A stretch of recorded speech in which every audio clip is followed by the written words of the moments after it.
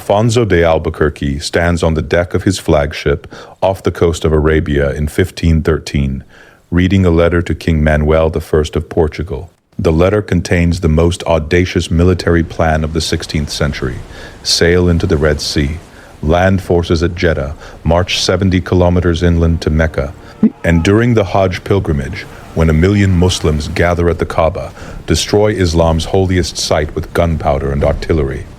Then continue north to Medina, break into the Prophet Muhammad's tomb, steal his body, and hold it for ransom.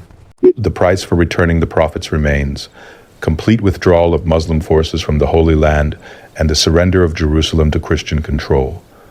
Albuquerque isn't joking. He's conquered Goa, Malacca, and Hormuz. He commands the most advanced naval technology in the world, and he genuinely believes he can attack the holiest sites of a religion with hundreds of millions of followers and succeed. The plan is militarily feasible. The ships are ready, the soldiers are willing. All he needs is the king's approval. This isn't alternate history.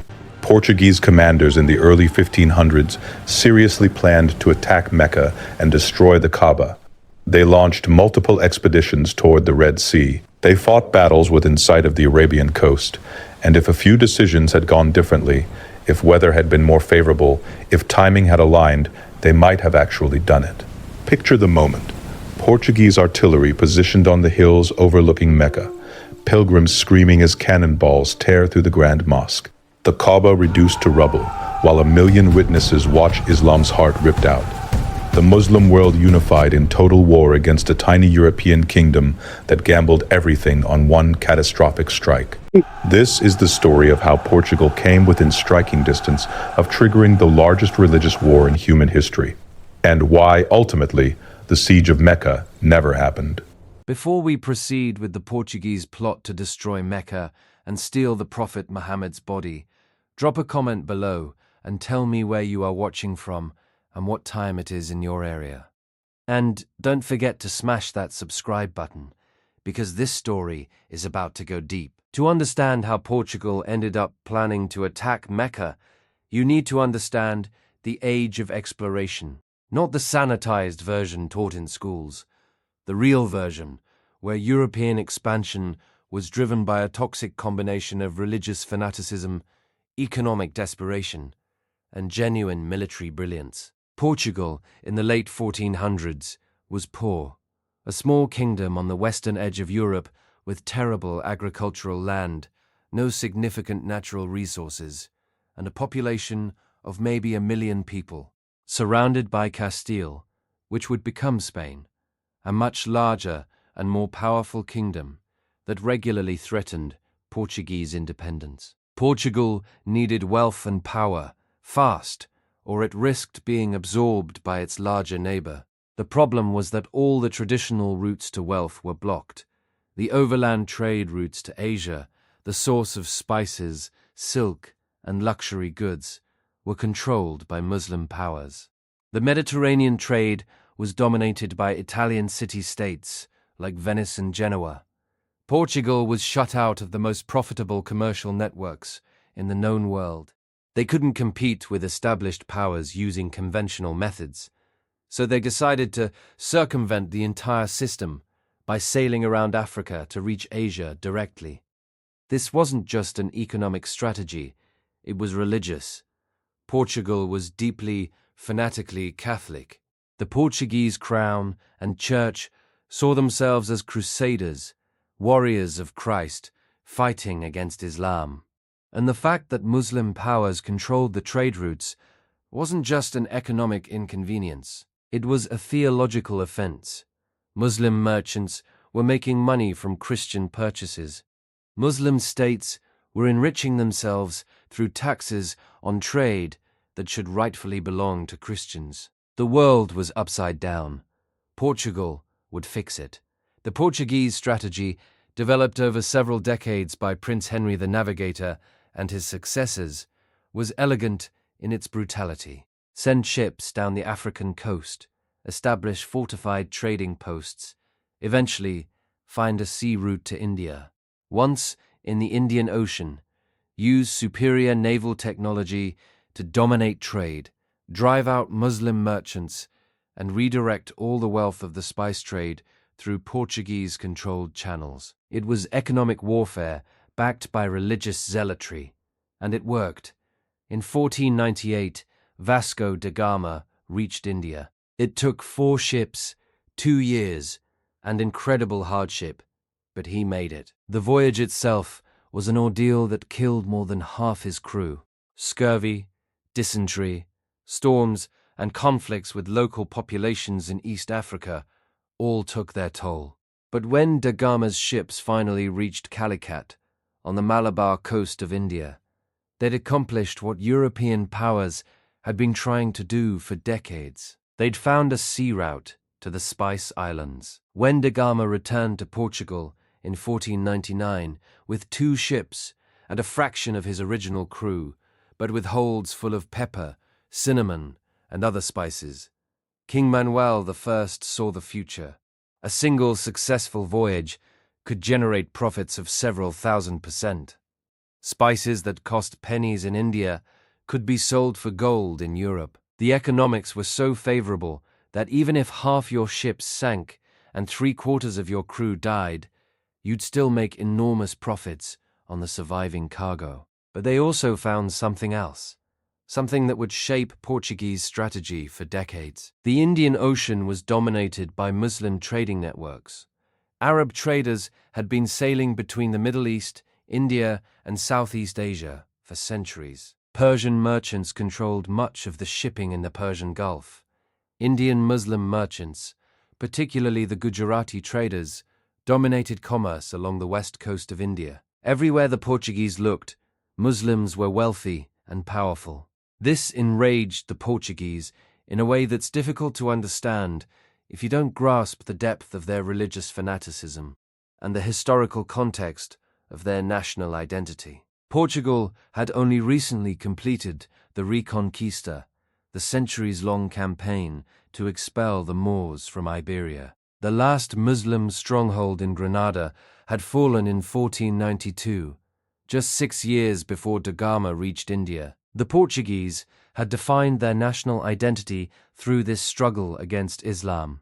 They saw themselves as crusaders, soldiers of Christ, defenders of Christendom against the Muslim threat. And now they discovered that even on the other side of the world, even in regions they'd thought were untouched by the great religious conflict of the Mediterranean world, Muslims were wealthy, powerful, and controlling the trade that Portugal desperately needed. It felt like a cosmic injustice.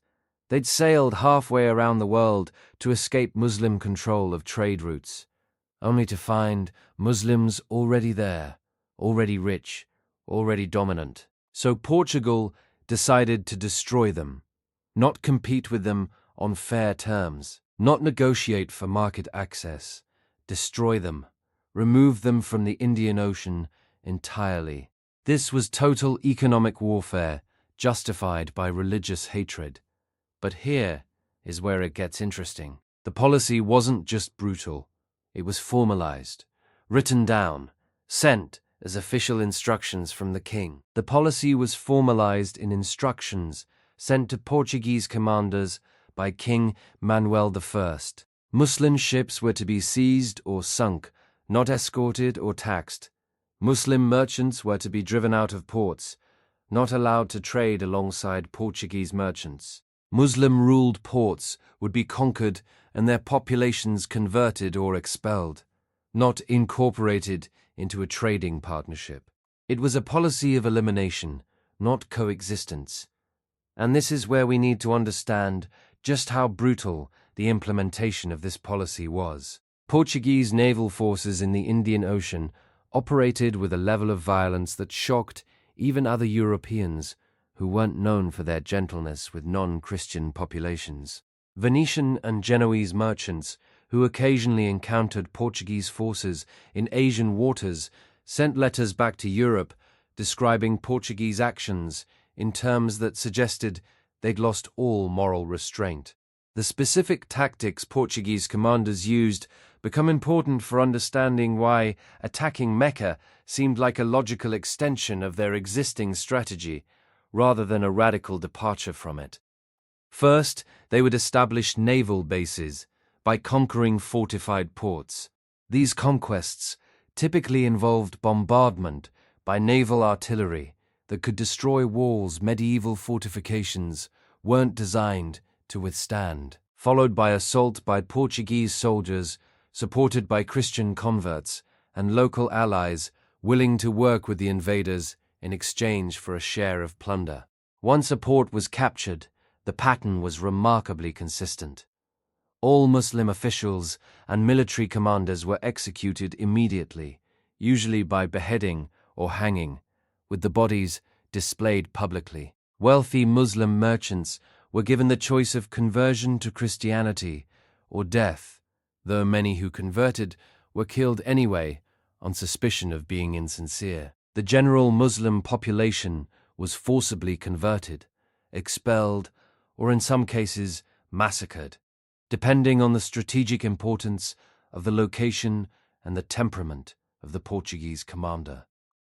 Christian converts, particularly those who accepted Portuguese authority early, were rewarded with property confiscated from Muslims.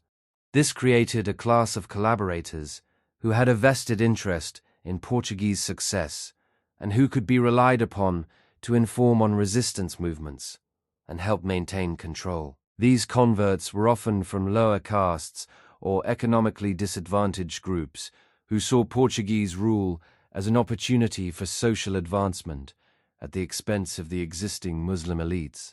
The second part of the Portuguese strategy was even more brutal.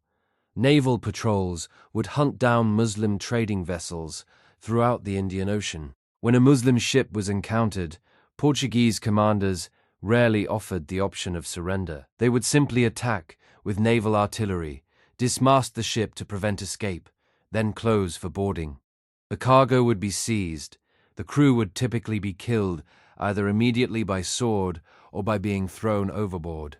The ship itself would be burned because Portuguese commanders wanted to physically reduce the number of Muslim vessels capable of carrying trade.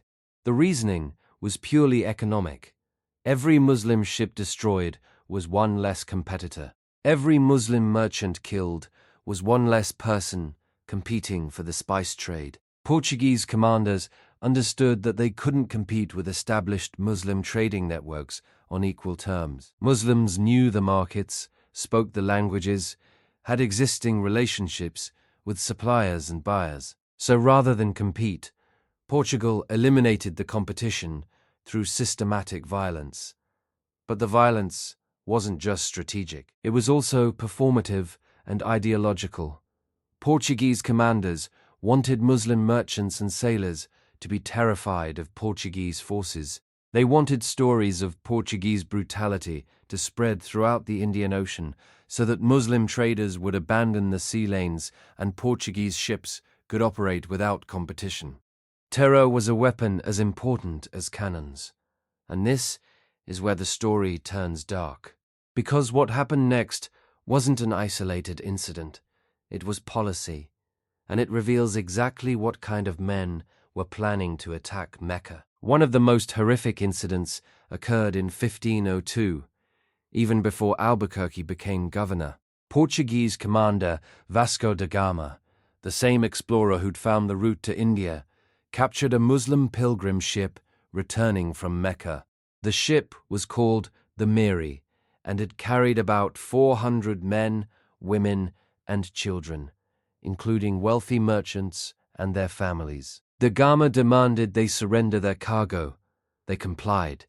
Then he demanded ransom for the passengers. They offered to pay. Then he changed his mind and decided to burn the ship with everyone on board. The passengers begged for mercy. They offered more money. They offered to convert to Christianity. They showed him their children and pleaded for their lives. Da Gama ordered the ship set on fire anyway. Portuguese sailors blocked the exits so nobody could escape. 400 people burned alive while Da Gama's crew watched. The screaming lasted for hours. Survivors who managed to jump into the ocean were shot with crossbows or left to drown. Only a handful survived to tell the story. This wasn't an isolated incident. It was standard Portuguese policy.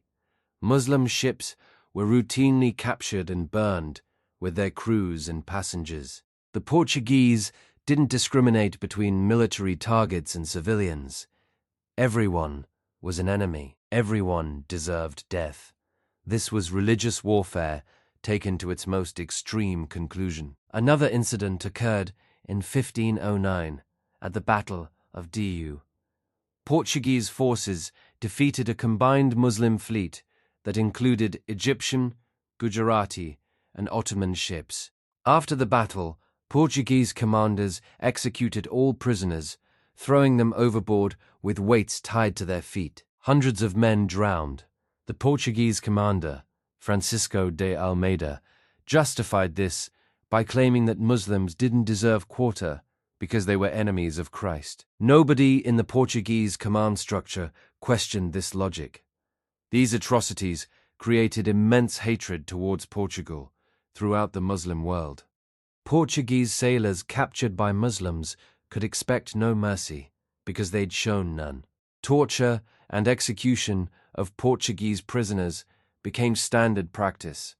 It was a cycle of violence that escalated with each incident, and it could have gotten much worse if Portugal had actually attacked Mecca. But here is where we need to stop and correct something that almost every account of this era gets wrong. In popular imagination, European expansion is often depicted as brave explorers discovering new lands and establishing trade relationships. The reality was far more violent. Portuguese expansion in the Indian Ocean was a military conquest backed by technological superiority and justified by religious hatred. The Portuguese had several critical advantages. First, their ships were better. Portuguese carracks and caravels were designed for ocean voyages. They could handle rough seas that would swamp the dhows and junks that dominated Indian Ocean trade. Second, their cannons were better. Portuguese ships carried heavy artillery that could sink enemy vessels from distances where the enemy couldn't effectively return fire. Third, their tactics were more aggressive. Portuguese commanders would attack even when outnumbered because they knew their technological advantages would compensate for numerical inferiority. But most importantly, Portuguese commanders were willing to commit atrocities that shocked even their contemporaries. They would capture Muslim trading vessels and burn the crew alive. They would bombard port cities and slaughter civilians. They would mutilate prisoners and send them back as warnings. This wasn't just military necessity. This was deliberate terror designed to break the will of their opponents. The architect of this strategy was Afonso de Albuquerque, who became governor of Portuguese India in 1509. He was a military genius, a religious fanatic, and one of the most brutal colonial administrators in history. He understood that Portugal didn't have the population or resources to conquer and hold large territories in Asia. So instead, he focused on controlling strategic choke points. Capture the ports that control trade routes, fortify them heavily, use naval power to dominate the sea lanes, force all trade through Portuguese-controlled channels, and tax it heavily. In 1510, Albuquerque conquered Goa on the west coast of India. He didn't just capture it, he massacred the Muslim population. Thousands of men, women, and children were killed in systematic purges. Portuguese soldiers went house to house, executing anyone who looked Muslim or refused to convert to Christianity. Albuquerque wanted Goa to be a Portuguese city, not a conquered Indian city with Portuguese rulers. So he eliminated the existing population and replaced them with Portuguese settlers and Christian converts. In 1511, he conquered Malacca, one of the most important trading ports in Southeast Asia. Again, the conquest was followed by massacres of Muslim merchants and officials. In 1515, he conquered Hormuz, controlling the entrance to the Persian Gulf. Each conquest followed the same pattern: overwhelming naval firepower, capture of the port, execution of Muslim leadership, installation of Portuguese garrisons, forced conversion or expulsion of the remaining population. By 1513, Albuquerque controlled a network of fortified ports that gave Portugal dominance over Indian Ocean trade. Muslim merchants who'd controlled trade for centuries were being driven out of business. Muslim sultanates that had ruled coastal regions for generations were paying tribute to Portugal. The wealth of the spice trade was being redirected through Portuguese channels to Lisbon.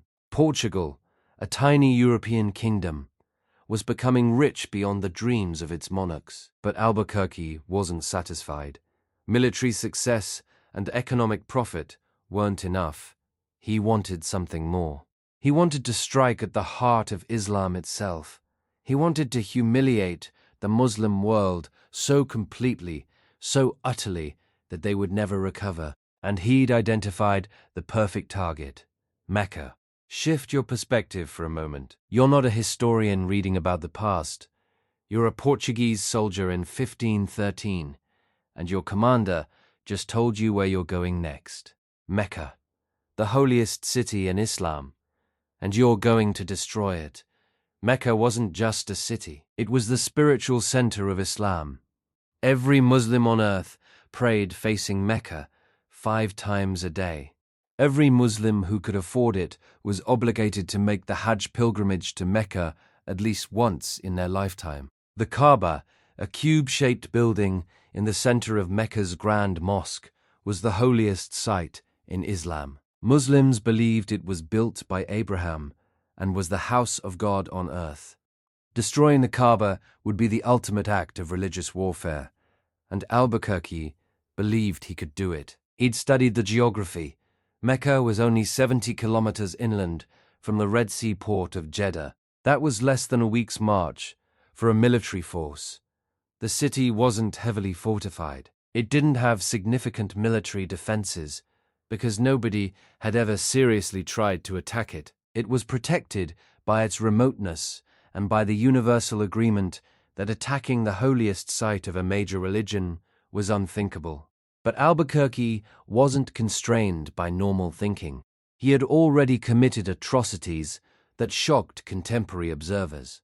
Attacking Mecca was just taking his strategy to its logical conclusion. The plan, as outlined in his letters to King Manuel I and in correspondence with other Portuguese commanders, was elaborate but militarily feasible given Portuguese capabilities. The plan had multiple stages, each of which Albuquerque had carefully thought through based on his experience conquering other fortified positions. First stage: assemble an invasion fleet of 20 to 30 ships. This wasn't an arbitrary number. Albuquerque calculated that 20 ships could carry about 3,000 Portuguese soldiers, plus artillery, supplies, and equipment for an extended campaign. 30 ships would provide redundancy in case some were lost to storms or combat. The fleet would include carracks for carrying troops and supplies, smaller caravels for scouting and shallow water operations, and perhaps a few galleons for heavy naval combat if they encountered Ottoman or Mamluk fleets. The ships would need to be prepared specifically for Red Sea operations. This meant ensuring they had experienced pilots who understood coral reef navigation, carrying extra anchors and rope in case they needed to warp through difficult passages, and stockpiling enough food and water for several months at sea, with no opportunity to resupply. Albuquerque had already identified potential staging points along the Arabian coast where Portuguese forces could stop to take on water before the final approach to Jeddah. Second stage: navigate the Red Sea. This was one of the most dangerous parts of the plan. The Red Sea was notorious for unpredictable winds, strong currents, and treacherous coral reefs that could rip open a ship's hull if the pilot didn't know exactly where the deep channels were. European ships had almost no experience in these waters. The few attempts by Portuguese and Venetian vessels had often ended in disaster, with ships grounded on reefs or driven onto shore by sudden wind shifts. But Albuquerque had been gathering intelligence about Red Sea navigation for years. He interrogated every captured Muslim sailor who'd sailed those waters. He purchased or seized Arabic maritime charts from captured ships. He believed he had enough intelligence to attempt the voyage. Third stage, capture Jeddah. The Red Sea port was the gateway to Mecca. Portuguese forces would need to seize it to establish a secure base for the inland march. Jeddah had fortifications, but they were designed to defend against traditional siege tactics, not naval artillery bombardment. Portuguese ships could anchor offshore and systematically demolish the walls with cannon fire. Once the defenses were breached, Portuguese soldiers would storm the city, eliminate resistance, and secure the port. Fourth stage, time the attack for Hajj season. This wasn't just tactical, it was strategic, psychological warfare. Attacking during the annual pilgrimage, when hundreds of thousands of Muslims gathered in Mecca, would maximize casualties and the symbolic impact. Pilgrims came from every corner of the Muslim world. Killing them wouldn't just be a military victory, it would be a message sent to every Muslim community on earth. An attack during pilgrimage would mean every Muslim community would have personal connections to the victims. It would make the atrocity personal and immediate in a way that attacking an empty city couldn't achieve. Moreover, attacking during Hajj would maximize the symbolic impact. The Hajj rituals included circumambulating the Kaaba, the most sacred act in Islam. Portuguese forces destroying the Kaaba while pilgrims performed these rituals would be the ultimate religious desecration, a violation so profound that Muslims would remember it for generations. Albuquerque understood psychological warfare. He wanted to break Muslim morale so completely that they would lose the will to resist Portuguese expansion. Fifth stage, march inland to Mecca. This was the most dangerous military operation in the plan. 70 kilometers through hostile territory and desert heat, with a supply line stretching back to Jeddah. The march would take 4 to 5 days for an army moving with artillery and supplies. They would be vulnerable to guerrilla attacks from local tribes and whatever military forces the Sharif of Mecca could assemble. Water would be scarce. Heat, exhaustion would be a constant threat. But Albuquerque had studied the terrain using intelligence gathered from captured sailors and merchants who'd made the pilgrimage. He knew there were wells along the caravan routes. He knew the terrain was mostly flat desert that wouldn't provide cover for large-scale ambushes. He knew that local military forces in the Hejaz region were poorly organized compared to Portuguese soldiers who'd fought in dozens of sieges and battles. With proper preparation and disciplined marching, he believed 3,000 Portuguese soldiers could reach Mecca and overcome whatever resistance they encountered. But here's what nobody saw coming, including Albuquerque himself. The plan had a fatal flaw, and it had nothing to do with military capability. Sixth stage, besiege and bombard Mecca. Once Portuguese forces surrounded the city, they would set up artillery positions and begin systematic destruction. Albuquerque planned to target the Grand Mosque first, using heavy cannons to demolish its walls and minarets. The Kaaba itself, being a relatively small stone structure, would be particularly vulnerable to artillery fire. A few direct hits from a heavy cannon firing stone balls weighing several hundred pounds would reduce it to rubble. The bombardment would continue for as long as necessary to break any organized resistance and create enough destruction to achieve the mission's objectives. Albuquerque estimated 2 to 3 days of constant shelling would be sufficient. Portuguese soldiers would then assault the city, moving street by street to eliminate any remaining defenders. Pilgrims who tried to flee would be hunted down. Those who surrendered would be held as prisoners initially, though Albuquerque's letters suggest he intended to execute most of them later to prevent them from reorganizing resistance. Seventh stage: systematically destroy Islamic holy sites. This went beyond just military conquest. Albuquerque wanted to physically erase the structures Muslims venerated. After capturing the Grand Mosque, Portuguese engineers would plant gunpowder charges at the foundations of the remaining structures and blow them up. The rubble would be scattered. If possible, Portuguese soldiers would dig up the ground where the Kaaba had stood to ensure nothing remained that Muslims could rally around as a rebuilt holy site. This was cultural genocide, deliberately destroying the physical manifestations of Islamic faith. Eighth stage: massacre pilgrims. Albuquerque's letters are explicit about this. He didn't intend to take prisoners for ransom or allow pilgrims to leave peacefully after witnessing the destruction. He ordered that pilgrims be killed systematically. The goal was to maximize casualties among Muslims from every region of the Islamic world, ensuring that news of the atrocity would spread everywhere.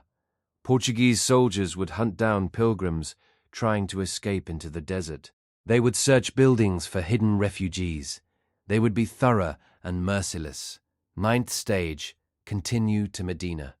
With Mecca destroyed, Albuquerque planned to march north to Medina, Islam's second holiest city. Medina was where the Prophet Muhammad was buried. The tomb was housed in a structure called the Prophet's Mosque, which had become a major pilgrimage site. Albuquerque proposed to break into the mosque, locate the Prophet's tomb, open it, and steal the remains. This wasn't random desecration, it was strategic hostage-taking. With the Prophet's physical remains in Portuguese custody, Albuquerque believed he could dictate terms to the entire Muslim world. He would threaten to destroy the remains, to burn them, to throw them into the sea unless Muslim rulers agreed to his demands. He specifically wanted the complete withdrawal of Muslim forces from the Holy Land and the surrender of Jerusalem to Christian control. Essentially, he wanted to reverse 3 centuries of Muslim control over territories Christians considered rightfully theirs. 10th stage: retreat to Jeddah and return to Portuguese India. After accomplishing these objectives, Portuguese forces would march back to Jeddah with their captives and stolen relics, board their ships, and sail back through the Red Sea to the Indian Ocean. Albuquerque acknowledged this would be the most dangerous phase because Muslim forces would be hunting them. Ottoman and Mamluk fleets would be mobilized. Arab tribes would attack supply lines. The Portuguese fleet would need to fight its way back through the Red Sea while protecting the Prophet's remains and whatever prisoners they'd taken. But Albuquerque believed the risk was worth it.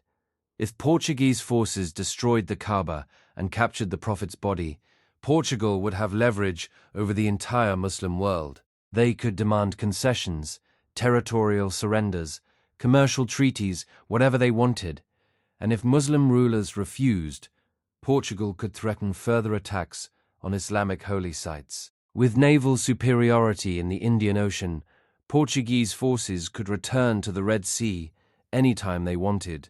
The threat would be perpetual.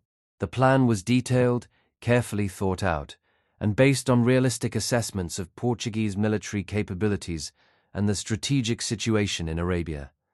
It wasn't fantasy. It was a serious military proposal developed by one of the most successful commanders in Portuguese history, a man who'd already conquered multiple fortified cities against larger forces. If Albuquerque had received approval from King Manuel, and if circumstances had aligned favorably, the plan might very well have been executed.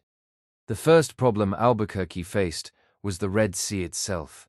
The Red Sea is one of the most difficult bodies of water to navigate in the world. It's long and narrow, stretching about 1,200 miles from the Bab el-Mandeb Strait in the south to the Gulf of Suez in the north. The winds are unpredictable. The currents are treacherous, And most dangerously, the sea is full of coral reefs that can tear open a ship's hull if the navigator doesn't know exactly where they are. European ships had never sailed the Red Sea in any numbers.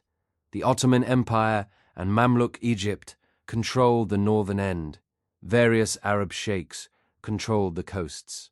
The entire region was hostile to Christian presence. Any Portuguese fleet entering the Red Sea would be sailing into unknown waters with no reliable maps, no knowledge of safe anchorages, and no possibility of resupply if things went wrong.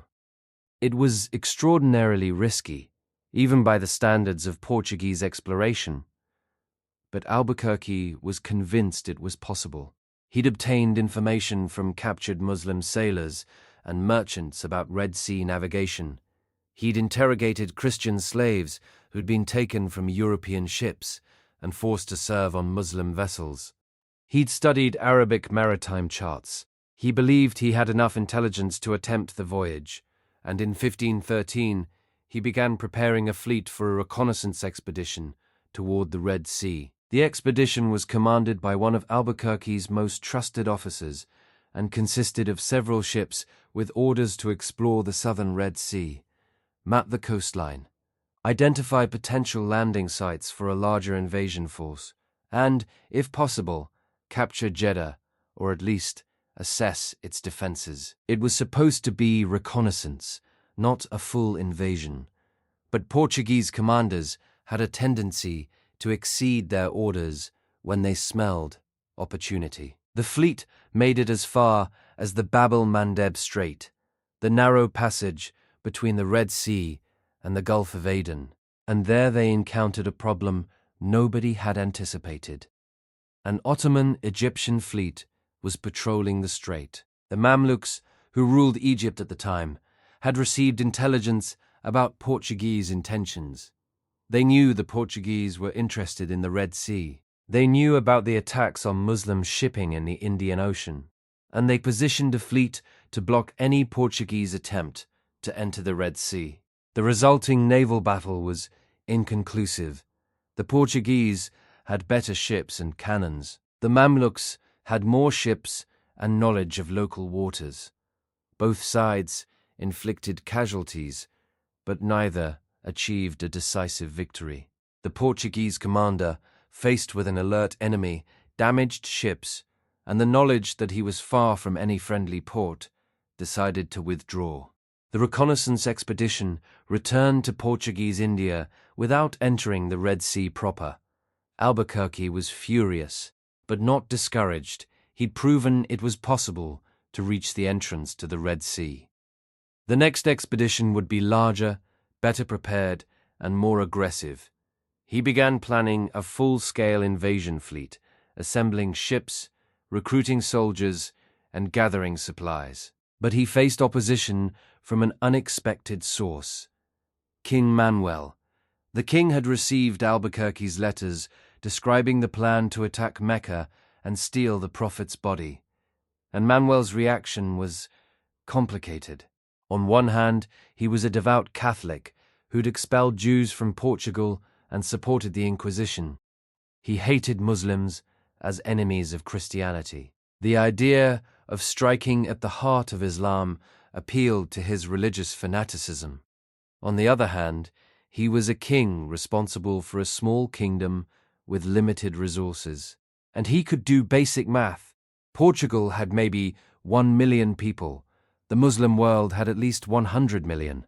If Portugal attacked Mecca, the response wouldn't be limited to the Indian Ocean. Every Muslim ruler, from Morocco to Indonesia, would declare war on Portugal. Muslim armies would attack Portuguese territories in North Africa. Muslim fleets would raid Portuguese shipping. Muslim merchants would embargo Portuguese trade. Portugal would face a global war against an enemy that vastly outnumbered them. Even if the attack on Mecca succeeded militarily, the strategic consequences could destroy Portugal. The kingdom's wealth came from trade. If that trade was cut off by a Muslim embargo and counter-blockade, Portugal's economy would collapse.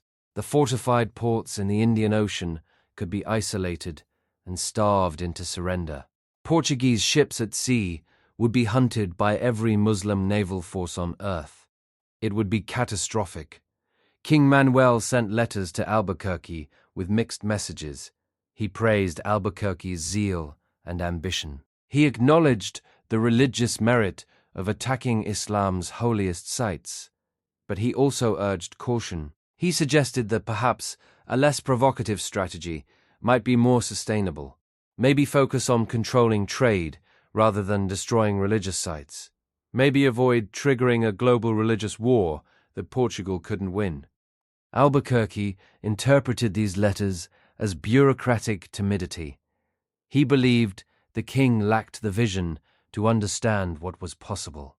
He continued planning the Red Sea expedition, convinced that once it succeeded, the king would see the wisdom of his strategy. This was the mindset of a man who'd conquered half a dozen fortified cities against impossible odds. He believed his will and his faith could overcome any obstacle. But fate intervened. In December 1515, Afonso de Albuquerque died from illness in Goa. He was 62 years old, worn out from decades of warfare and tropical diseases. His last letters still contained plans for the Red Sea expedition. He died believing it would happen, that his successor would carry out his vision, that Mecca would fall to Portuguese artillery and the Muslim world would be forced to its knees. His successor as governor of Portuguese India was Lopo Soares de Albuquerque, a competent administrator but not a visionary fanatic like Albuquerque. Albuquerque looked at the plan to attack Mecca and made a rational calculation. The risks vastly outweighed the potential rewards. Even if the attack succeeded, the consequences would be catastrophic for Portuguese interests. Better to focus on consolidating what they already controlled, rather than gambling everything on a grandiose scheme. The plan to attack Mecca was quietly shelved. The ships that had been prepared were redirected to other missions. The soldiers who'd volunteered for the expedition were assigned to garrison duty in existing Portuguese forts. The Red Sea expeditions continued in limited form, mostly reconnaissance and occasional raids on small ports, but nothing approaching the full-scale invasion Albuquerque had envisioned. But the story doesn't end there, because while the Portuguese ultimately didn't attack Mecca, they continued to operate in the Red Sea region for decades, and some of their actions came dangerously close to triggering the religious war that King Manuel feared. Then came the moment nobody saw coming, including the man who caused it. In 1517, just 2 years after Albuquerque's death, a Portuguese fleet did enter the Red Sea. It was commanded by Lopo Soares de Albuquerque himself, who'd apparently overcome his initial caution. The fleet consisted of about 20 ships carrying artillery and several thousand soldiers. The stated objective was to explore commercial opportunities and establish a Portuguese presence in the region. The unstated objective was probably to assess whether Albuquerque's plan was still feasible. The fleet sailed up the Red Sea, mapping the coastline, identifying anchorages, and occasionally raiding small coastal settlements. They got as far north as the port of Jeddah, within striking distance of Mecca. Portuguese commanders landed soldiers on the coast within sight of Jeddah's fortifications. They could see the city. They could see the roads leading inland toward Mecca. They were closer to attacking Islam's holiest site than any Christian army had been since the time of Muhammad. And then they encountered another problem: the Ottomans.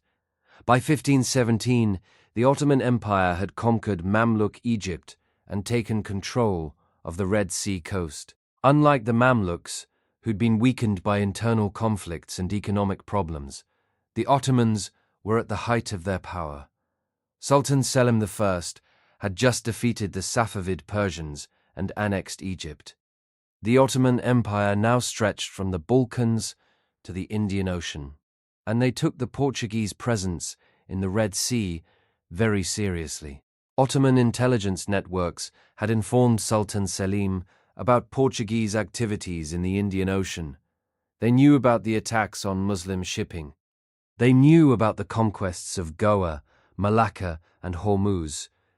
They knew about Albuquerque's letters proposing to attack Mecca. And they knew that Portuguese ships were now sailing in the Red Sea, approaching the holy cities. This was unacceptable. Selim ordered the construction of a Red Sea fleet specifically to counter the Portuguese threat. Egyptian shipyards that had been neglected under the Mamluks were reactivated. Timber was imported from Anatolia.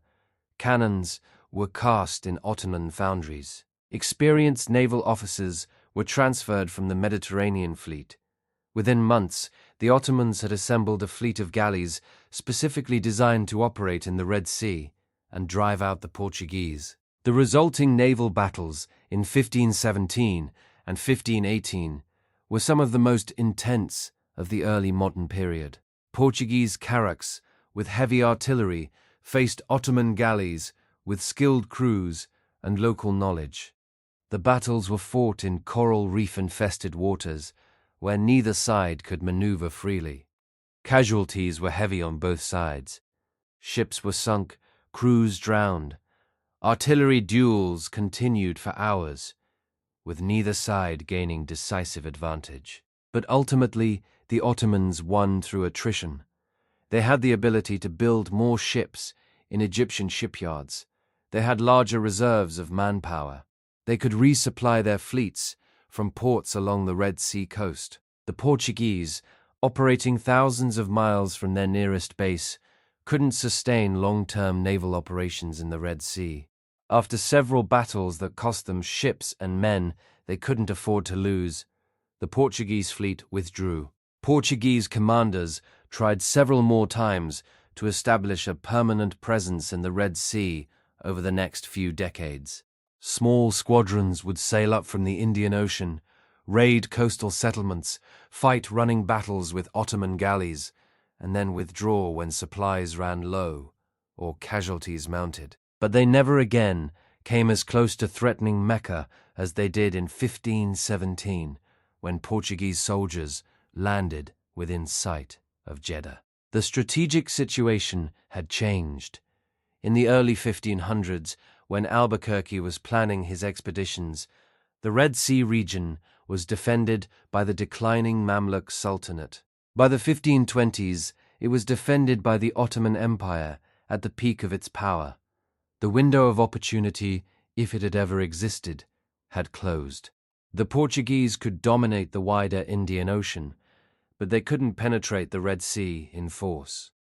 Mecca was safe.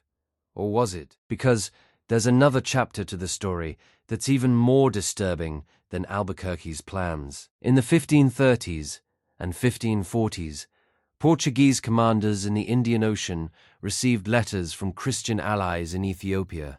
The letters proposed a joint Christian-Portuguese invasion of the Arabian Peninsula. Ethiopia would attack from the east, across the Red Sea. Portugal would attack from the south, through the Indian Ocean. They would coordinate their assaults on Jeddah and Mecca, divide the spoils, and together destroy Islam's holiest sites. These weren't just fantasy proposals. The Ethiopian Empire, also known as Abyssinia, was a Christian kingdom that had survived surrounded by Muslim powers for centuries. The Ethiopians had their own grievances against their Muslim neighbors. Wars had been fought. Territories had been lost and regained. The Ethiopians saw Portugal as a potential ally in their ongoing conflicts, and they knew that Portuguese commanders had religious motives that might align with Ethiopian interests. Portuguese commanders in India took these proposals seriously enough to send diplomatic missions to Ethiopia. Portuguese envoys traveled to the Ethiopian court. They met with the Ethiopian emperor. They discussed military plans. They identified potential landing sites on the Arabian coast. They talked about coordinating attacks and sharing intelligence. It was real diplomatic and military planning, not just wishful thinking. But again, Nothing came of it. The logistics were overwhelming. Ethiopia couldn't project naval power across the Red Sea in sufficient strength to support a major invasion. Portugal couldn't coordinate with an ally thousands of miles away, with no reliable means of communication. And both sides ultimately concluded that attacking Mecca would provoke a response from the entire Muslim world that neither Ethiopia nor Portugal could survive. So the Siege of Mecca never happened, but not because it was impossible. It almost happened, several times. Portuguese commanders came close enough to see Jeddah's walls. They mapped the routes to Mecca. They knew the distances, the terrain, the likely defenses. They had the ships, the artillery, the soldiers willing to attempt it. What stopped them wasn't military impossibility. It was strategic calculation, and ultimately the realization that even if they succeeded militarily, they would lose strategically. And this is where the story takes its dark turn, because while Portugal ultimately didn't attack Mecca, their actions in the Indian Ocean continued to be catastrophic for Muslim populations. The Portuguese policy of destroying Muslim shipping, burning Muslim trading vessels, and executing Muslim sailors didn't stop. It intensified. For decades, Portuguese naval forces committed what we would now call crimes against humanity on a routine basis. These atrocities created immense hatred toward Portugal throughout the Muslim world. Portuguese sailors captured by Muslims could expect no mercy because they'd shown none. Torture and execution of Portuguese prisoners became standard practice. It was a cycle of violence that escalated with each incident. And it could have gotten much worse if Portugal had actually attacked Mecca. Because here's what would have happened if Albuquerque's plan had succeeded.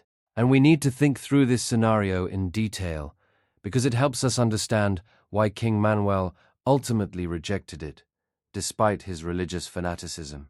Imagine Portuguese forces capturing Mecca in 1514 or 1515. Imagine them destroying the Kaaba during Hajj. Imagine them killing tens of thousands, possibly hundreds of thousands of pilgrims in the Grand Mosque and surrounding areas. Imagine them continuing to Medina and desecrating the Prophet's tomb.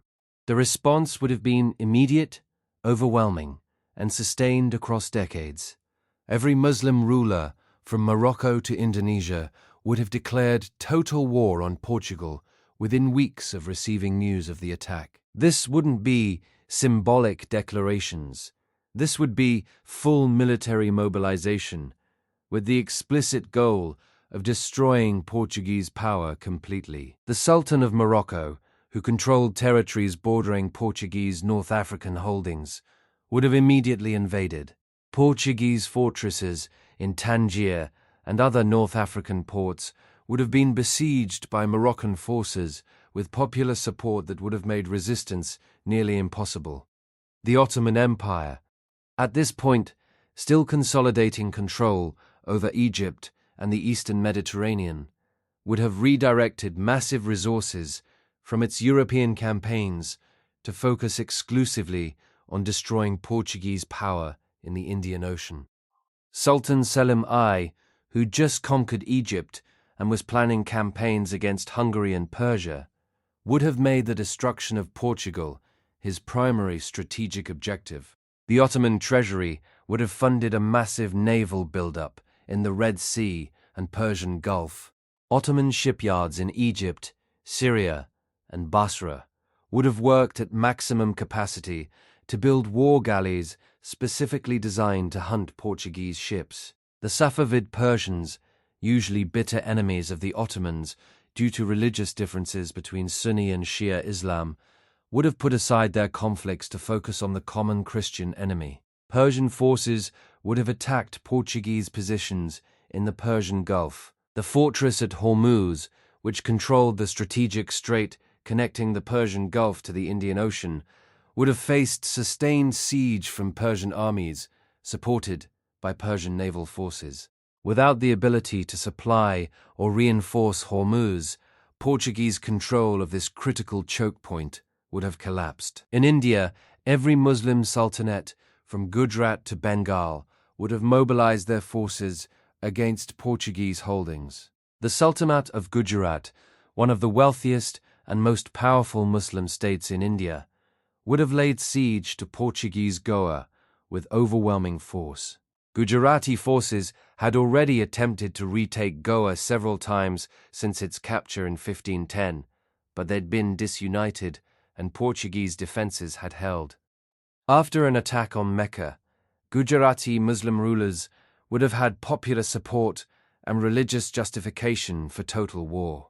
The siege of Goa would have become a religious crusade, with volunteers from across the Muslim world joining the assault. The Sultanate of Bijapur, the Baghmai Sultanate, and other regional Muslim powers in southern and central India would have coordinated attacks on Portuguese supply lines and isolated forts. Portuguese forces, which had maintained control through a combination of superior naval technology and exploiting divisions between Indian rulers, would have faced united opposition. Every port where Portuguese merchants operated would have expelled them. Every alliance with local rulers would have collapsed.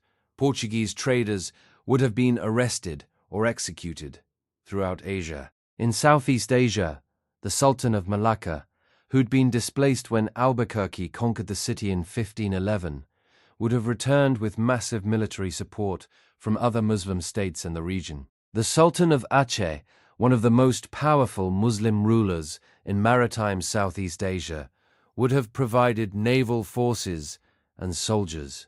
Combined Muslim fleets from across the Indonesian archipelago would have converged on Portuguese Malacca, besieging it by land and sea. Cut off from resupply and facing overwhelming enemy forces, the Portuguese garrison in Malacca would have eventually fallen. But the military response would have been just one dimension of the catastrophe facing Portugal. The economic consequences would have been equally devastating. Muslim merchants throughout Asia would have implemented a total embargo on trade with Portuguese-controlled ports. No Muslim merchant would sell goods to Portuguese traders. No Muslim shipowner would transport goods for Portuguese companies. No Muslim banker would finance Portuguese commercial ventures. The entire Asian trading system that Portugal depended on for its wealth would have shut them out completely. This matters because Portuguese control of the spice trade was never total. Portuguese forces controlled some key ports and could extract tribute from some trade routes, but they never monopolized Asian commerce. Most spices, silk, and other valuable goods still moved through networks the Portuguese didn't control.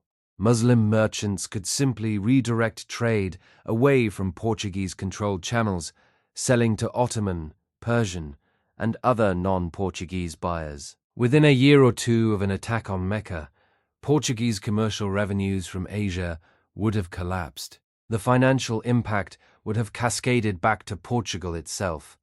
The kingdom's economy had become increasingly dependent on Asian trade revenues. The crown used profits from the spice trade to fund government operations, pay for European wars, and maintain the nobility's support. Without those revenues, King Manuel would have faced a fiscal crisis. He'd be unable to pay soldiers in North Africa, unable to fund naval expeditions, unable to maintain the network of fortified ports that Portuguese power depended on. The economic foundation of Portuguese imperial expansion would have crumbled. In Europe, Portugal would have faced diplomatic isolation even from other Christian powers. Yes, European kingdoms were Christian, and many had their own grievances with Muslim powers, but they also had pragmatic interests. Venice traded extensively with Ottoman territories. French kings sometimes allied with the Ottomans against the Habsburgs. England sought commercial opportunities wherever they could find them. None of these powers would have supported Portugal in a war that Portugal started through what even other Christians would have considered an unjustifiable atrocity.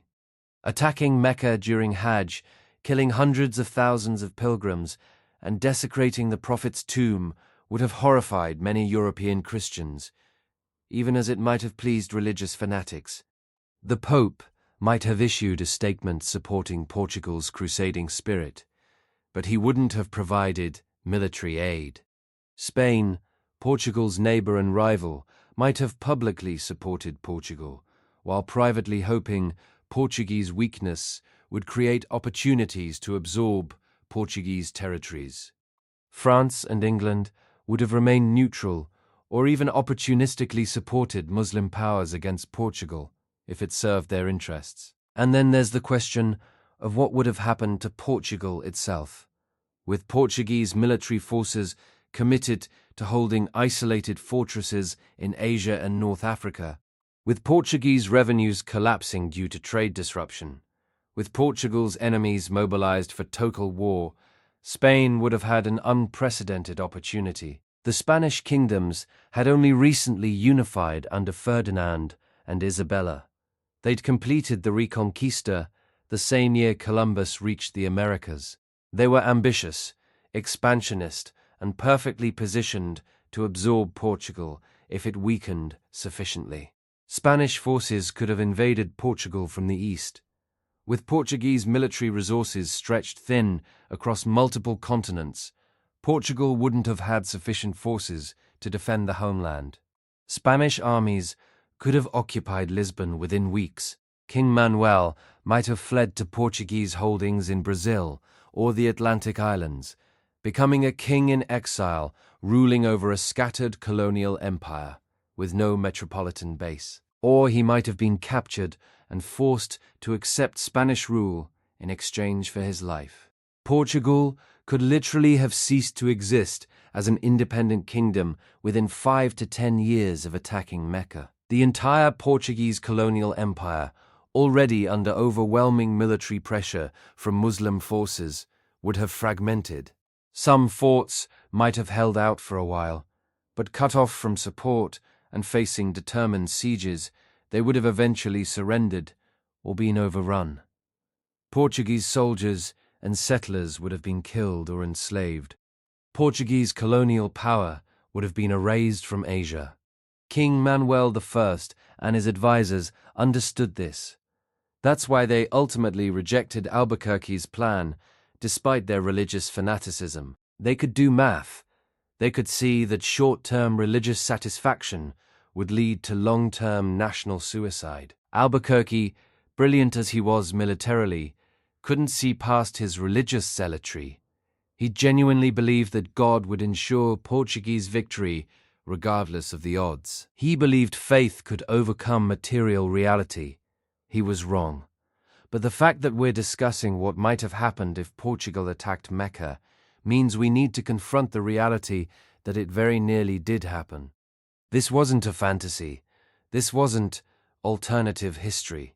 This was a real military plan developed by experienced commanders, supported by significant resources, which came within literally miles of execution.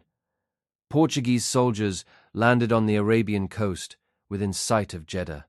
They had maps showing the route to Mecca. They had artillery capable of demolishing the Kaaba. They had the will to carry out the plan. All that stopped them was strategic calculation and the presence of Ottoman naval forces. And this is where we need to talk about what this reveals. Not just about Portugal, but about how we remember colonial history. Because here is what makes this story so uncomfortable. We don't make movies about the Portuguese in the Indian Ocean. The story is too dark, too morally indefensible, too disturbing for popular narratives about the age of exploration. Yes, Portuguese explorers were brave and skilled sailors who accomplished remarkable feats of navigation and shipbuilding. Yes, they established a global trading network that connected continents. Yes, they laid foundations for the globalized economy we live in today. But they also committed atrocities on a scale that's difficult to comprehend. They burned ships full of pilgrims. They planned to destroy one of the world's holiest religious sites during a pilgrimage, when millions of innocent people would be present. And they did all of this while claiming to act in the name of God and Christian civilization. The Portuguese experience in the Indian Ocean shows what happens when religious fanaticism combines with technological superiority and economic desperation. It creates a mindset where anything becomes justifiable. Burning civilians alive becomes acceptable because they're enemies of your religion. Planning to destroy holy sites becomes reasonable military strategy because it might give you leverage. Genocide becomes policy because it's economically advantageous. Albuquerque wasn't an aberration.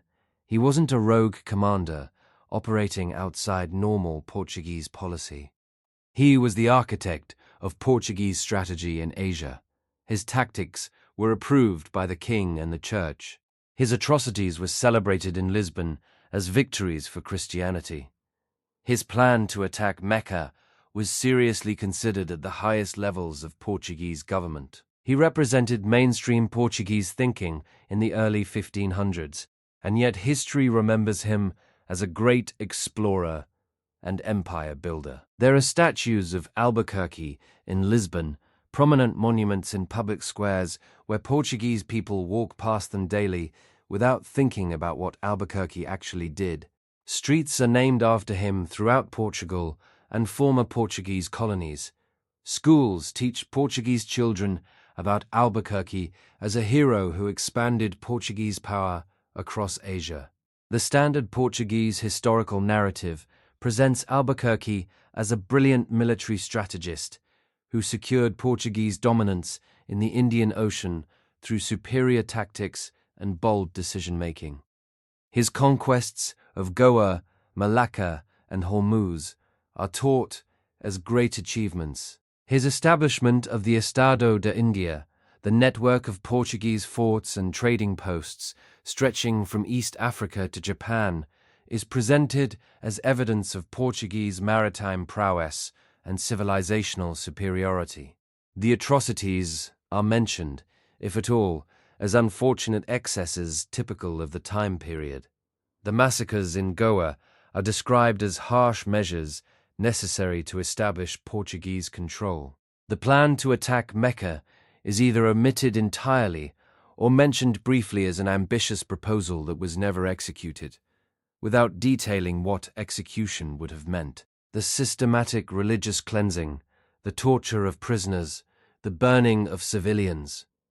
All of this is sanitized or ignored. This selective memory isn't unique to Portugal. Every European colonial power has done the same with their own brutal colonizers.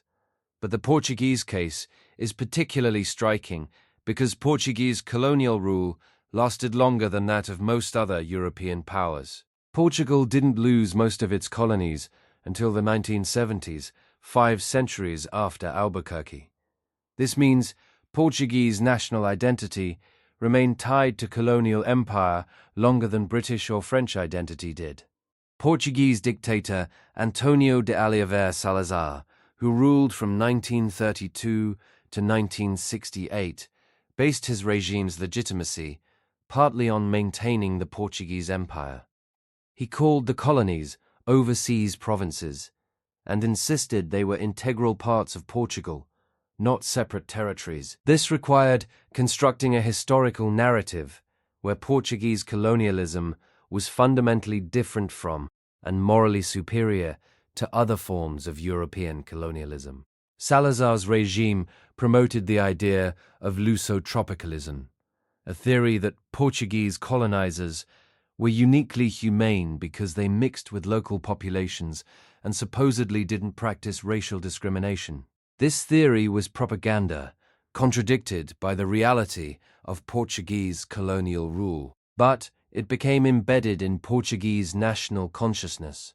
To maintain this myth of benevolent colonialism, the regime had to minimize or erase evidence of Portuguese brutality. School textbooks were carefully curated. Historical monuments celebrated only the positive aspects of expansion. Albuquerque's letters proposing to attack Mecca were kept in archives where few people would read them. The massacres in Goa were presented as military necessities, not war crimes. The burning of pilgrim ships was either not mentioned or justified as legitimate warfare against an enemy faith. Even after the 1974 Carnation Revolution ended the Salazar dictatorship and Portugal granted independence to its African colonies, this selective historical memory persisted. Democratic Portugal struggled to critically examine its colonial past. But when contemporary Portuguese people are confronted with the brutality of their ancestors' actions in Asia and Africa, they often respond with, "That wasn't us," or "We weren't responsible for what elites decided centuries ago." These responses are partially valid. Contemporary Portuguese people aren't personally responsible for Albuquerque's actions in 1513. But they do benefit from historical narratives that celebrate Portuguese empire building while minimizing its violence. They do live in a country whose capital city was enriched by colonial wealth extracted through forced labor, massacres, and economic exploitation. They do have national monuments celebrating colonizers who committed atrocities. And they do have a responsibility to accurately remember that history, rather than selectively forgetting the uncomfortable parts. This matters because selective historical memory enables contemporary injustice.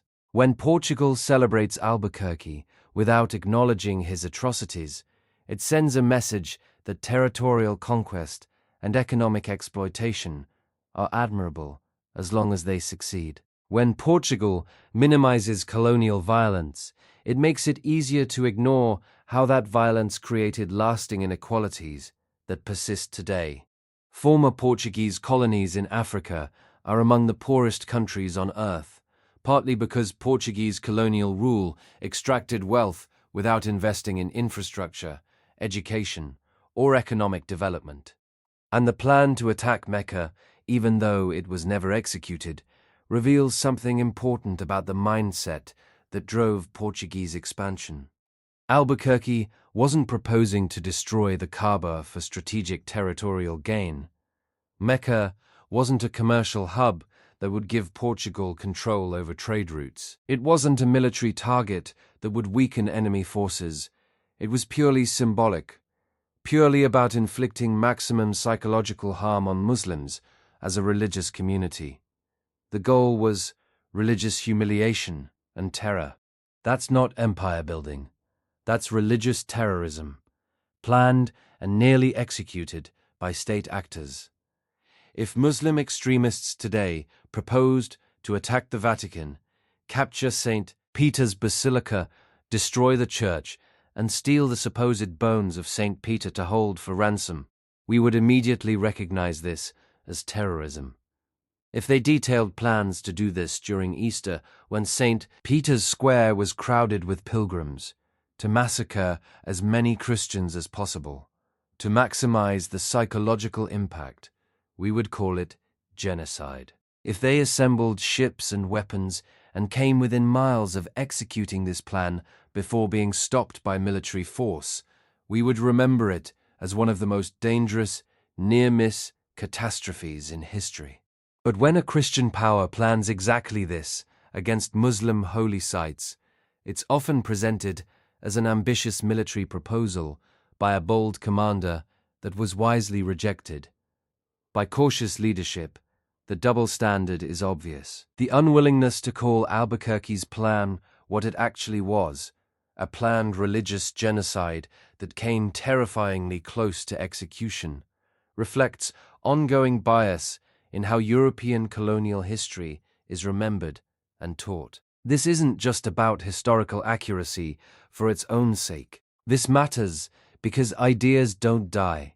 The religious supremacist thinking that motivated Albuquerque, the belief that one religion justifies any level of violence against another, the conviction that technological superiority grants moral license to commit atrocities. These ideas persist in different forms. When contemporary conflicts involve religious dimensions, when powerful states attack weaker ones while claiming civilizational superiority, When atrocities are justified through othering and dehumanization, we're seeing echoes of the same patterns that drove Portuguese expansion in the Indian Ocean. Understanding that the Portuguese plan to attack Mecca was serious, detailed, and nearly executed helps us recognize that religious terrorism by state actors isn't just a contemporary phenomenon. It has a long history. European colonial powers routinely used religious justifications for violence that we would now call terrorism. The Portuguese burning pilgrim ships full of civilians, the Spanish forcing indigenous populations to convert or die, the various European crusades and religious wars. All of these fit modern definitions of terrorism: violence against civilians designed to achieve political goals through fear. Recognizing this doesn't mean contemporary terrorism is justified, or that all religions are equally violent.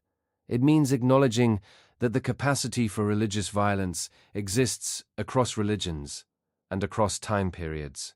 Christians, Muslims, Hindus, Buddhists, followers of every major religion have at various times committed atrocities justified by religious supremacism. The Portuguese in the Indian Ocean demonstrate that Christians are fully capable of planning and attempting religiously motivated genocide when circumstances enable it. This historical honesty is necessary for preventing future atrocities. If we teach selective history that celebrates empire builders like Albuquerque while minimizing their brutality, we normalize conquest and violence. If we present colonial expansion as a heroic adventure rather than a process built on systematic exploitation and massacre, we make it easier for contemporary powers to repeat similar patterns. If we can't honestly examine our own civilization's capacity for religiously motivated violence, we'll be blind to warning signs when similar patterns emerge in contemporary conflicts. But the Portuguese plan to attack Mecca is particularly revealing because it strips away the fig leaf of civilizing mission that usually covers colonial violence. There's no way to frame attacking the Kaaba during Hajj as anything other than religious terrorism on a massive scale. There's no economic justification sophisticated enough to make sense of destroying Islam's holiest site. It's pure religious hatred weaponized through military superiority. The fact that it didn't happen is due to luck, strategic calculation, and Ottoman military resistance. Not because Portuguese leadership had a moral awakening, not because they realized attacking religious sites was wrong, not because they developed respect for Muslim civilization. They simply concluded the consequences would be too severe. If the strategic calculation had been different, if King Manuel had been more of a fanatic and less of a pragmatist, if the Ottomans had been weaker or more distracted by other conflicts, the attack might have proceeded, and the world would have been unrecognizably different. Not necessarily better or worse in the long run, because historical counterfactuals are notoriously unpredictable, but definitely different. The Muslim world's relationship with Christianity would have been even more poisoned than it already was. The Portuguese colonial empire would have collapsed decades earlier. The balance of power in the Indian Ocean would have shifted. The age of European colonial expansion might have taken a different trajectory. Or perhaps not. Perhaps even if Portugal had been destroyed, other European powers would have filled the vacuum. The Spanish, the Dutch, the English, they all eventually followed Portugal into the Indian Ocean. They all committed similar atrocities. They all combined religious supremacy with technological advantage to dominate and exploit. Maybe Portuguese failure would have just meant Spanish or Dutch success using similar methods. But we can't know, because the Siege of Mecca never happened. It remained a plan, a possibility, a near-miss catastrophe that came terrifyingly close to triggering a religious war that would have made the Crusades look like minor skirmishes. And perhaps That's the real lesson. History is full of moments where everything could have gone catastrophically wrong, but didn't. Not because humanity learned wisdom or developed morality, but because practical considerations and luck intervened at the last moment. The Portuguese didn't attack Mecca because the benefits didn't outweigh the risks. That's the reason. Not morality, not respect for religious sites, not recognition of Muslim humanity, just cold calculation that the strategic consequences would be too severe. If that calculation had been different, if the circumstances had aligned differently, we'd be living in a world where one of Islam's holiest sites had been destroyed by Christian invaders in the 16th century. And the reverberations of that event would still be echoing today. So remember the Siege of Mecca that never happened. Remember Afonso de Albuquerque, who planned to destroy the Kaaba and steal the Prophet's body. Remember the Portuguese soldiers who landed within sight of Jeddah, close enough to strike, but ultimately turning back. Remember the Ethiopian proposals for joint invasion. Remember the Ottoman fleet that blocked Portuguese expansion into the Red Sea. Remember all the contingencies and decisions that prevented this catastrophe. Remember the atrocities that did happen. The ships burned, the civilians massacred, the religious cleansing Portuguese commanders committed throughout the Indian Ocean as part of their broader strategy, of which attacking Mecca was just the logical endpoint. Because understanding how close we came to historical disaster helps us recognize that peace and coexistence aren't natural states. They're achievements that require constant work and constant choice. The Portuguese had the military capability to attack Mecca. They had commanders willing to plan and execute the attack. They had soldiers ready to carry it out. They had the ships, the weapons, the intelligence, the opportunity. They chose not to attack, primarily for pragmatic reasons, calculating that the consequences would be catastrophic for Portuguese interests. That's not inspiring. It's not uplifting. It doesn't give us faith in human goodness or moral progress, but it's honest. An honesty about history, even uncomfortable history, is essential. The Portuguese experience in the Indian Ocean reveals patterns that repeat throughout colonial history and into contemporary times. Technological superiority creates opportunities for exploitation and violence. Religious or ideological supremacism provides justification for atrocities.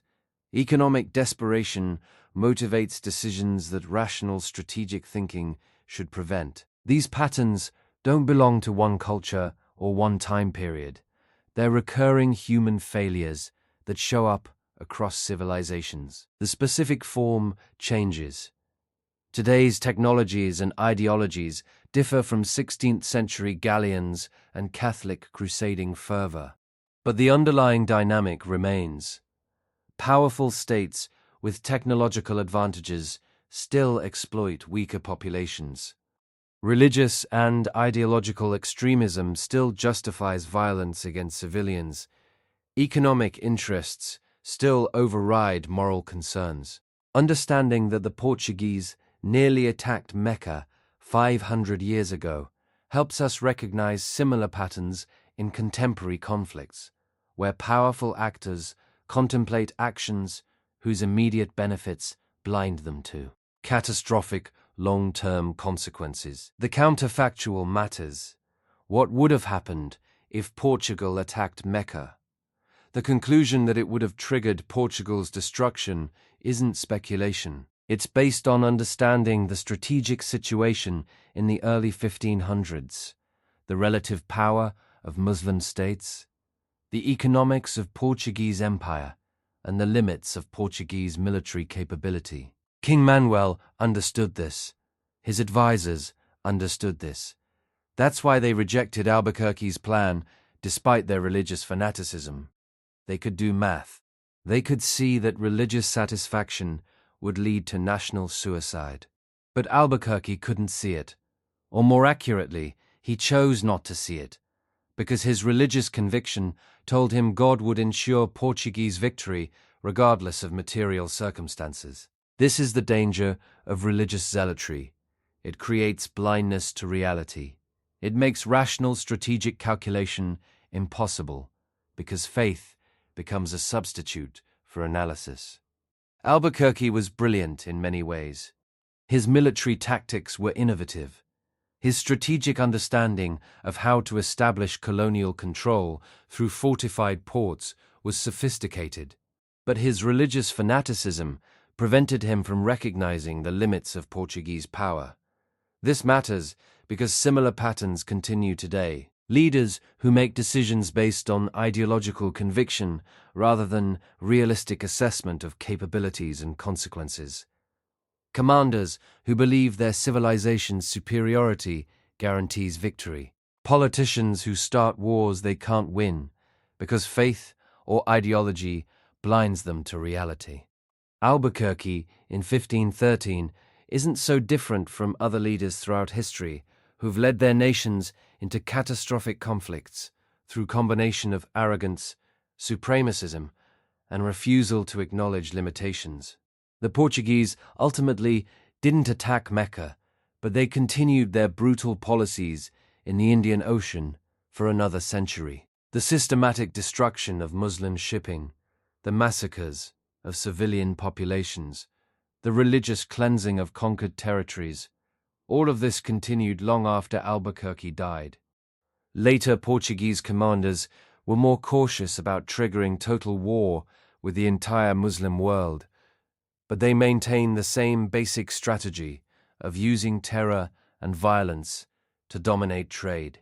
It worked in the short term, generating enormous profits for the Portuguese crown and merchant class. In the long term, it created hatred that poisoned relations between Christian Europe and the Muslim world for centuries, and that legacy persists. Contemporary conflicts in the Middle East, North Africa, and parts of Asia still carry echoes of colonial-era religious warfare. The anger many Muslims feel toward Western powers isn't just about contemporary policies. It's rooted in historical memory of centuries of European colonialism that combined religious supremacism with military violence and economic exploitation. The Portuguese atrocities in the Indian Ocean, the Dutch colonial rule in Indonesia, the British imperial policies in the Middle East and South Asia, the French colonization of North Africa. All of this created wounds that haven't healed. When Western political leaders express surprise that military interventions in Muslim-majority countries face fierce resistance, when they claim not to understand why their proclaimed intentions to bring democracy and development are met with suspicion and hostility, they're revealing either ignorance or deliberate erasure of colonial history. Of course, populations that experience centuries of exploitation by powers claiming civilizational superiority don't trust new claims of benevolent intervention. Of course, Muslims, whose ancestors experienced Portuguese and other European powers planning to destroy their holiest sites, have historical memories that shape contemporary attitudes. This doesn't justify contemporary terrorism or violence. Historical grievances don't make attacking civilians acceptable. But understanding this history makes contemporary conflicts comprehensible in ways that ahistorical narratives can't. The claim that terrorists hate us for our freedom, or that religious extremism is an irrational force divorced from historical context, falls apart when you understand that Portuguese commanders seriously planned to destroy Islam's holiest sites and massacred Muslim civilians as policy for decades. The selective memory matters. The refusal to honestly teach colonial history matters. The Siege of Mecca that never happened is ultimately a story about the contingency of history and the importance of strategic calculation in preventing catastrophic religious warfare.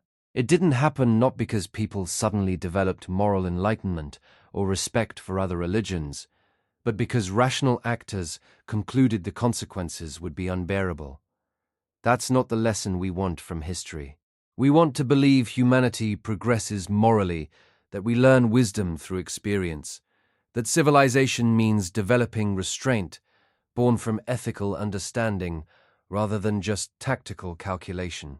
But the Portuguese experience suggests otherwise.